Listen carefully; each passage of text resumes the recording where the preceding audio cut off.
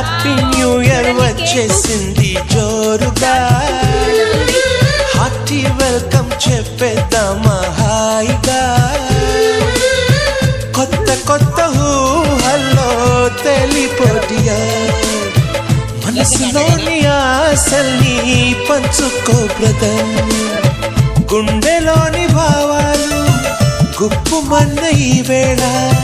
కదిలల్లే కాలపు కన్నెకి టాటా చెప్పుదామా